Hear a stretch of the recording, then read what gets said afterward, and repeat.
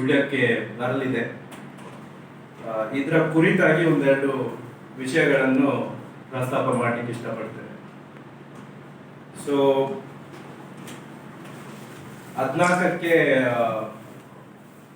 ಈ ನಂದಿ ಯಾತ್ರಾ ರಥ ನಮ್ಮ ಸುಬ್ರಹ್ಮಣ್ಯಕ್ಕೆ ತಲುಪಲಿದೆ.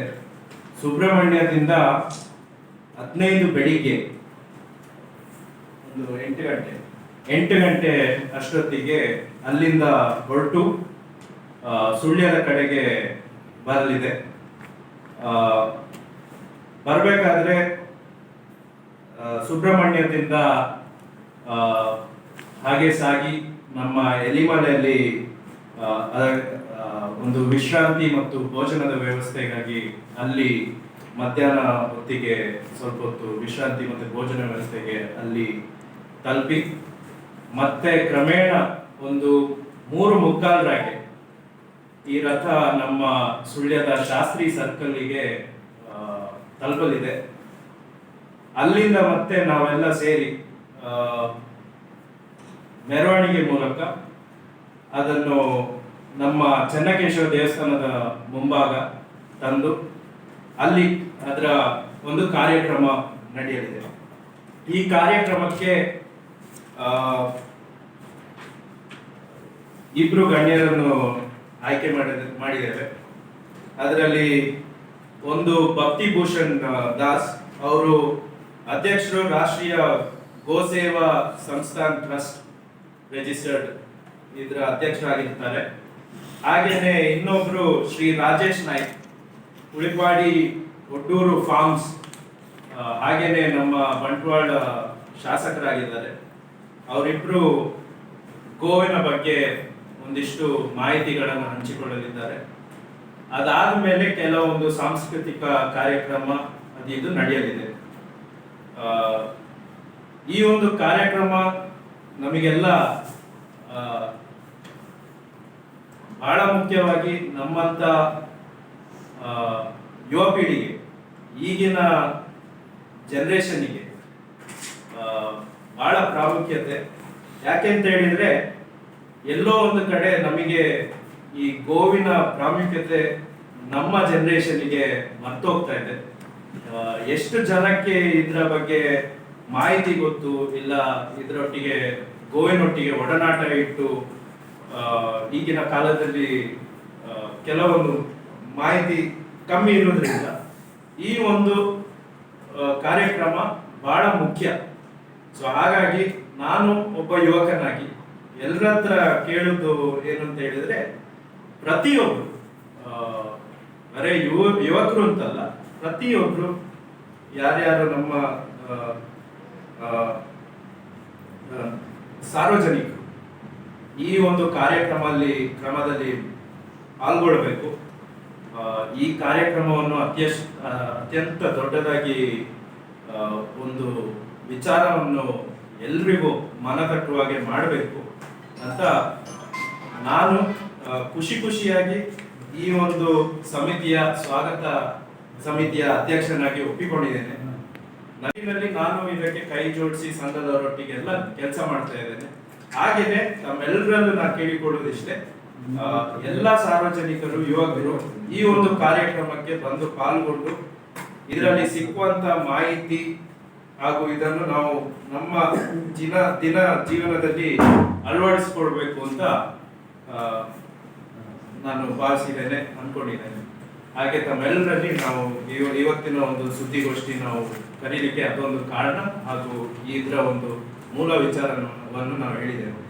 ಇನ್ನಷ್ಟು ಮಾಹಿತಿ ನಮ್ಮ ರಾಜೇಶ್ ಅವರು ನೀಡಲಿದ್ದಾರೆ. ರಾಷ್ಟ್ರೀಯ ಗೋಸೇವಾ ಸಂಸ್ಥಾನ ಟ್ರಸ್ಟ್ ರಿಜಿಸ್ಟರ್ಡ್ 31/12/2024 ಈ ತಿಂಗಳ 29/3/2025 ನಂದಿ ಯಾತ್ರೆ ಹೊರಟಿರುವಂಥದ್ದು. ಈಗಾಗಲೇ ಅದು ಕೊಡಗು, ಹುಣಸೂರು ಇವತ್ತಿನ ದಿನ ನಂದಿ ಯಾತ್ರೆ ಆ ಭಾಗದಲ್ಲಿ ಓಡಾಡ್ತಾ ಇದೆ. ಸಾಮಾನ್ಯವಾಗಿ ಈ ವರ್ಷ ಪಂಚಪರಿವರ್ತನೆ ಎನ್ನುವ ಉದ್ದೇಶವನ್ನು ಇಟ್ಟುಕೊಂಡು ನಾವೆಲ್ಲ ಕಾರ್ಯಕರ್ತರು ಕೆಲಸ ಮಾಡ್ತಾ ಇದ್ದೇವೆ. ಪಂಚಪರಿವರ್ತನೆ ವಿಷಯದಲ್ಲಿ ಮೊದಲನೇದು ಸ್ವದೇಶಿ, ಅಂದ್ರೆ ಸ್ವದೇಶಿ ಅನ್ನುವಾಗ ಮುಖ್ಯವಾಗಿ ಬರುವಂಥದ್ದು ಸ್ವಭಾಷೆ, ಸ್ವದೇಶಿ ಉತ್ಪನ್ನಗಳ ಬಳಕೆ, ನಾವು ಸಂಪೂರ್ಣ ಭಾರತೀಯ ಉಡುಪುಗಳನ್ನು ಕೊಡುವಂಥದ್ದು. ಈ ರೀತಿ ಸ್ವ ವಿಷಯದಲ್ಲಿ ನಾವು ಹೆಚ್ಚು ಗಮನ ಕೊಡುವಂಥದ್ದು ಸ್ವದೇಶಿ ವಿಚಾರದಲ್ಲಿ. ನಮ್ಮತನವನ್ನ ಉಳಿಸುವ ದೃಷ್ಟಿಯಿಂದ ದೇಶದ ಪ್ರತಿಯೊಬ್ಬ ನಾಗರಿಕನು ಕೂಡ ಇದನ್ನು ಪಾಲಿಸಬೇಕು. ಸ್ವದೇಶಿ ಉತ್ಪನ್ನಗಳ ಬಳಕೆ ಮಾಡಬೇಕು. ನಮ್ಮಲ್ಲೇ ಇರುವಂತಹ ಅದೆಷ್ಟೋ ವಸ್ತುಗಳು ಅಥವಾ ಸ್ವದೇಶಿ ಉತ್ಪನ್ನಗಳು, ಅದೆಷ್ಟೋ ಆಯುರ್ವೇದ ಇರ್ಬೋದು, ಈ ರೀತಿ ಮರೆತು ಹೋಗಿರುವಂಥದ್ದನ್ನು ಮತ್ತೆ ನೆನಪಿಸುವಂತ ಕೆಲಸ ಆಗಬೇಕು ಅನ್ನುವ ದೃಷ್ಟಿಯಿಂದ ಕೆಲಸಗಳಾಗ್ತಾ ಇದೆ. ಜೊತೆಗೆ ಸಾಮಾಜಿಕ ಸಾಮರಸ್ಯ ಅನ್ನುವಂಥದ್ದು ಎರಡನೇದು. ಸಮಾಜದಲ್ಲಿ ಪ್ರತಿಯೊಬ್ಬನು ಕೂಡ ಸಹಬಾಳ್ವೆಯಿಂದ ಜೊತೆಯಾಗಿ ಬದುಕಿರುವಂಥದ್ದು ಎರಡನೇದು, ಸಾಮಾಜಿಕ ಸಾಮರಸ್ಯ. ಮೂರನೇದು, ಪ್ರತಿಯೊಬ್ಬನು ಕೂಡ ಸಾಮಾಜಿಕ ಶಿಷ್ಟಾಚಾರವನ್ನು ಪಾಲಿಸಬೇಕು. ಪ್ರತಿಯೊಬ್ಬನು ಕೂಡ ಈ ದೇಶದ ಸಂವಿಧಾನ ಏನಿದೆ ಅಥವಾ ಈ ದೇಶದ ಕಾನೂನು ಏನಿದೆ ಅದನ್ನೆಲ್ಲ ಪಾಲಿಸಿಕೊಂಡು ಸಾಮಾಜಿಕ ಶಿಷ್ಟಾಚಾರವನ್ನು ಪ್ರತಿಯೊಬ್ಬನು ಕೂಡ ಪಾಲಿಸುವ ದೃಷ್ಟಿಯಿಂದ ನಾವೆಲ್ಲ ಪ್ರತಿಯೊಬ್ಬ ಯುವಕರು ಇರ್ಬೋದು, ಪ್ರತಿಯೊಬ್ಬ ನಾಗರಿಕರು ಕೂಡ ಕೆಲಸ ಮಾಡಬೇಕು ಅನ್ನುವಂಥದ್ದು. ಇನ್ನೊಂದು ಕುಟುಂಬ ಪ್ರಬೋಧನೆ. ಈ ದೇಶದ ದೊಡ್ಡ ಸಂಪತ್ತು ಅಂದ್ರೆ ಈ ದೇಶದ ಕೌಟುಂಬಿಕ ವ್ಯವಸ್ಥೆ. ಹಿಂದಿನ ಕಾಲದಲ್ಲಿ ನಾವು ನೋಡಿರ್ಬೋದು, ನಮ್ಮ ಕೌಟುಂಬಿಕ ವ್ಯವಸ್ಥೆಯಲ್ಲಿ ಕೂಡು ಕುಟುಂಬ ಇತ್ತು. ಜೊತೆಗೆ ನಮ್ಮ ಕೌಟುಂಬಿಕ ವ್ಯವಸ್ಥೆಯಲ್ಲಿ ಗೋವು ಕೂಡ ಇತ್ತು. ಗೋವು ಕೂಡ ನಮ್ಮ ಕೌಟುಂಬಿಕ ವ್ಯವಸ್ಥೆಯ ಒಂದು ಭಾಗ ಆಗಿದೆ.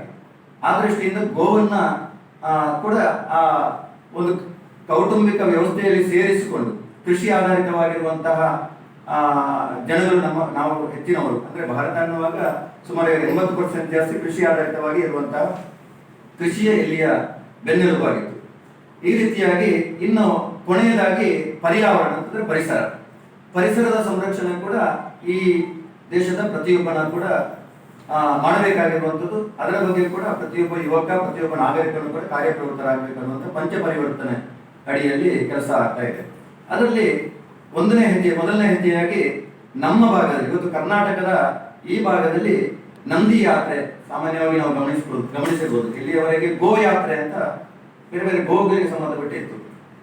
ಈಗ ನಂದಿ ಯಾತ್ರೆ ಅನ್ನುವಂಥದ್ದು ವಿಶೇಷವಾಗಿ ಎತ್ತುಗಳು, ಗೋವನ್ನ ಯಾವ ರೀತಿ ನಾವು ಅತ್ಯಂತ ಗೌರವಯುತವಾಗಿ ನೋಡ್ತೇವೋ ಅಥವಾ ಆಕಳು, ಹೆಣ್ಣು, ಗೋವಿದೆ, ಅದನ್ನು ನಾವು ಯಾವ ರೀತಿ ಅತ್ಯಂತ ಗೌರವದಿಂದ ಕಾಣ್ತೇವೋ ಅದೇ ರೀತಿ ನಂದಿ ಕೂಡ ನಮಗೆ ಅತ್ಯಂತ ಪೂಜನೀಯ. ನಮ್ಮ ದೇವಸ್ಥಾನಗಳಲ್ಲಿ ಇರ್ಬೋದು ಅಥವಾ ಶಿವನ ನಾವು ಆರಾಧನೆ ಮಾಡುವಂತ ಶಿವನ ವಾಹನ ಯಾವುದು ಅಂತ ಹೇಳಿದ್ರೆ ನಂದಿ. ಆ ನಂದಿ ಇವತ್ತು ಯಾವುದೋ ಕಾರಣದಿಂದಾಗಿ ನಮ್ಮ ಮನೆಯಿಂದ ದೂರ ಹೋಗ್ತಾ ಇದೆ. ನಾವು ಸಾಕೋದಕ್ಕೆ ಕಷ್ಟನ, ಯಾವುದೋ ಕಾರಣ ನಮಗೆ ಅದರ ಉಪಯೋಗ ಏನು ಅನ್ನೋದು ಗೊತ್ತಿಲ್ಲದೆ ತುಂಬಾ ಈ ದೇಶದ ಉದ್ದಗಲಕ್ಕೂ ಅದರ ಅರಿವು ನಮಗೆ ಇಲ್ಲದೆ ಅದು ಇವತ್ತು ನಮ್ಮ ಮನೆಯಿಂದ ದೂರ ಹೋಗ್ತಾ ಇದೆ. ನಮಗೆ ಅದು ಹೊರೆ ಅಥವಾ ಭಾರ ಅನ್ನುವ ರೀತಿಯಲ್ಲಿದೆ. ಈ ಬಗ್ಗೆ ಜಾಗೃತಿ ಮೂಡಿಸುವ ದೃಷ್ಟಿಯಿಂದ ರಾಷ್ಟ್ರೀಯ ಗೋಸೇವಾ ಸಂಸ್ಥಾನ ಟ್ರಸ್ಟ್ ಈ ಮೂಲಕ ಇಡೀ ರಾಜ್ಯದಾದ್ಯಂತ ನಂದಿಯ ಉತ್ಪನ್ನಗಳನ್ನು, ವಿಶೇಷವಾಗಿ ತುಂಬಾ ಅದರ ಬೈ ಪ್ರಾಡಕ್ಟ್ಗಳು, ಅದರ ಉತ್ಪನ್ನಗಳಿದೆ, ಆ ಉತ್ಪನ್ನಗಳನ್ನು ಪ್ರಚಾರ ಮಾಡುವ ದೃಷ್ಟಿಯಿಂದ ಮತ್ತು ಜನರಲ್ಲಿ ಅದರ ಬಗ್ಗೆ ಜಾಗೃತಿ ತರಬೇಕು. ನಂದಿ ಮತ್ತು ಗೋವಿನ ಬಗ್ಗೆ ಜಾಗೃತಿ ಬರಬೇಕು. ಕೃಷಿ ಮಾಡ್ತಾ ಇರುವಂತಹ ಪ್ರತಿಯೊಬ್ಬ ಕೃಷಿಕನು ಕೂಡ ಭಾರತೀಯ ಕೃಷಿ ಪದ್ಧತಿಯನ್ನು ಅಳವಡಿಸಬೇಕು. ಅಂದ್ರೆ ನಂದಿ ಆಧಾರಿತ ಕೃಷಿ ಅಥವಾ ಗೋ ಆಧಾರಿತ ಕೃಷಿ ತುಂಬಾ ಕಡೆ ನಾವು ಗಮನಿಸಿರ್ಬೋದು. ಗೋವಿನ ಆಧಾರಿತವಾಗಿ ಕೃಷಿ ಮಾಡತಕ್ಕಂಥದ್ದು. ಈಗ ಒಂದು ಆಕಲು ಅದು ಕೊಡುವಂತ ಗಂಜಲ ಇರ್ಬೋದು, ಅದು ಕೊಡುವಂತ ಯಾವುದು ಸೆಗಣಿ ಇರ್ಬೋದು, ಪ್ರತಿಯೊಂದು ಕೂಡ ಅತ್ಯಂತ ಉತ್ಕೃಷ್ಟವಾಗಿರುವಂತ ಗೊಬ್ಬರ. ಇದೆಲ್ಲವನ್ನ ಸಮಾಜದಲ್ಲಿ ಜಾಗೃತಿ ಮೂಡಿಸುವ ದೃಷ್ಟಿಯಿಂದ ಆಕಳು ಅಥವಾ ಅದರಲ್ಲಿರುವಂತಹ ಉತ್ಪನ್ನಗಳು, ಕೊನೆಗೆ ಒಂದು ಗೋವು ಅಥವಾ ಒಂದು ನಂದಿ ತೀರ್ಕೊಂಡಿತು ಅಂದ್ರೂ ಕೂಡ ಹಿಂದಿನ ಕಾಲದಲ್ಲಿ ತುಂಬಾ ಆ ತೀರ್ಕೊಂಡಿರುವಂತಹ ಗೋವನ್ನು ಕೂಡ ಮಣ್ಣು ಮಾಡುವುದರ ಮೂಲಕ ಮಣ್ಣಿನ ಫಲವತ್ತತೆಯನ್ನು ಕಾಪಾಡ್ತಾ ಇದ್ರು. ಅದರಲ್ಲಿ ಗೋನಂದಾಜಲ ಅಂತ ನಂದಾಜಲ, ಅದರಲ್ಲಿ ಸತ್ತಿರುವಂತ ಗೋವಿನಿಂದ ತಯಾರಿಸಿರುವಂತ ಗೋನಂದಾಜಲ ಮಾರುಕಟ್ಟೆಯಲ್ಲಿ ಇವತ್ತು ಅತ್ಯಂತ ಬೇಡಿಕೆ ಇರುವಂತ ಇದು. ಅದು ಸತ್ತಿರುವಂಥದ್ದು, ಅದು ಕೊನೆಯ ಗೋವು ತೀರ್ಕೊಂಡ ನಂತರ ಕೂಡ ಅದನ್ನು ಗೊಬ್ಬರವಾಗಿ ತಯಾರಿಸುವಂಥದ್ದು. ಈ ರೀತಿ ಒಂದು ನಂದಿಯ ಮೂಲಕ ಇವತ್ತು ಪ್ರಾಕ್ಟಿಕಲ್ ಆಗಿ ಒಂದು ನಂದಿ, ಒಂದು ಗಂಡು ಕರು, ಅದರಿಂದ ತಿಂಗಳಿಗೆ 30,000 ರೂಪಾಯಿ ಅರ್ನಿಂಗ್ ಮಾಡುವುದನ್ನು ತೋರಿಸಿಕೊಟ್ಟಂಥದ್ದು ಇದೆ. ಆಯುರ್ವೇದ ಕೂಡ ಅದರಲ್ಲಿ ತುಂಬಾ ಉತ್ಪನ್ನಗಳು, ತುಂಬಾ ಬೇಡಿಕೆ ಇರುವಂತಹ ಉತ್ಪನ್ನಗಳಿದೆ. ಅದು ನಂದಾಜಲ ಇರ್ಬೋದು ಅಥವಾ ಗೋವಿಂದ ಅದರಿಂದ ಬರುವಂತ ಗಂಜಲ ಇರ್ಬೋದು ಅಥವಾ ಗೋಮೂತ್ರ ಇರ್ಬೋದು, ಅರ್ಕ ಇರ್ಬೋದು ಅಥವಾ ಬೈ ಪ್ರಾಡಕ್ಟ್ಗಳು. ಇದರ ಈ ಟ್ರಸ್ಟಿನ ಮೂಲಕ ತುಂಬಾ ಬೈ ಪ್ರಾಡಕ್ಟ್ಗಳಿದೆ. ನಾಳದು ಅದನ್ನು ಕೂಡ ಒಂದು ಸ್ವಲ್ಪ ಮಾರುಕಟ್ಟೆಗೆ ಬಿಡುಗಡೆ ಮಾಡುವಂಥದ್ದು. ಜೊತೆಗೆ ನಮ್ಮ ಸುಳ್ಯ ತಾಲೂಕಿನಲ್ಲಿ ಒಂದು ಶಾಪ್ ಅಥವಾ ಯಾವುದೋ ಒಂದು ಶಾಪ್ ಅದನ್ನು ತಗೊಳ್ತದೆ, ನಾವು ಅದನ್ನು ಮಾರಾಟ ಮಾಡ್ತೇವೆ ಅಂತ ಒಂದು ಶಾಪ್ ಕೂಡ ಓಪನ್ ಮಾಡಬೇಕನ್ನುವಂಥ ಉದ್ದೇಶ ಕೂಡ ಇದೆ. ಈ ರೀತಿಯಾಗಿ ಒಟ್ಟಾರೆಯಾಗಿ ನಂದಿಯ ಬಗ್ಗೆ ಅದರ ಉತ್ಪನ್ನಗಳ ಬಗ್ಗೆ ಜಾಗೃತಿ ಮೂಡಿಸುವಂಥದ್ದು. ಎಲ್ಲರಿಗೆ ಈಗ ಹಳ್ಳಿಯಲ್ಲಿರುವಂಥವರಿಗೆ ಕೃಷಿಕರಿಗೆ ನಂದಿಯನ್ನು ಸಾಕಬಹುದು, ಆದರೆ ಪೇಟೆಯವರಿಗೆ ಅಥವಾ ನಗರ ಪ್ರದೇಶದಲ್ಲಿ ವಾಸ ಇರುವಂಥವರಿಗೆ ನಂದಿ ಸಾಕಣೆ ಮಾಡಲಿಕ್ಕೆ ಕಷ್ಟ, ಅಥವಾ ಗೋವನ್ನು ಸಾಕಣೆ ಮಾಡಲಿಕ್ಕೆ ಕಷ್ಟ. ಈ ಅವೇರ್ನೆಸ್ ತಂದಿರುವಂಥದ್ದು ಗೋವು ಉತ್ಪನ್ನಗಳ ಬಳಕೆಯನ್ನು ಮಾಡಬೇಕು ಅಂತ. ಅವರು ಗೋ ಸೇವೆ ಮಾಡಬೇಕು ಅನ್ನುವಂಥವ್ರು ಗೋವನ್ನು ಸಾಕೋದು ಮಾತ್ರ ಅಲ್ಲ, ಯಾರು ಗೋವು ಸಾಕ್ತಾರೋ ಅವರು ಉತ್ಪನ್ನಗಳನ್ನು, ಆ ಗೋವಿನ ಉತ್ಪನ್ನಗಳನ್ನು ಬಳಕೆ ಮಾಡುವುದರ ಮೂಲಕ ಗೋ ಸೇವೆಯನ್ನು ಮಾಡಬೇಕು. ಹಾಗಾದಾಗ ಮಾತ್ರ ನಂದಿ ಇರ್ಬೋದು, ಗೋವು ಉಳಿಯೋದಕ್ಕೆ ಸಾಧ್ಯ ಅನ್ನುವ ದೃಷ್ಟಿಯಿಂದ ಇಡೀ ರಾಜ್ಯದಾದ್ಯಂತ ಈ ಒಂದು ನಂದಿ ಸಂಚರಿಸಿರುವಂಥದ್ದು ತುಂಬಾ ಯಶಸ್ವಿಯಾಗಿ ನಾವು ಮೇಲಿನ ಬಯಲುಸೀಮೆ ಭಾಗದಲ್ಲಿ ಎಷ್ಟರ ಮಟ್ಟಿಗೆ ಅಂದ್ರೆ ದೊಡ್ಡ ದೊಡ್ಡ ಸಂಖ್ಯೆಯಲ್ಲಿ ಸೇರ್ತಾ ಇದ್ದಾರೆ.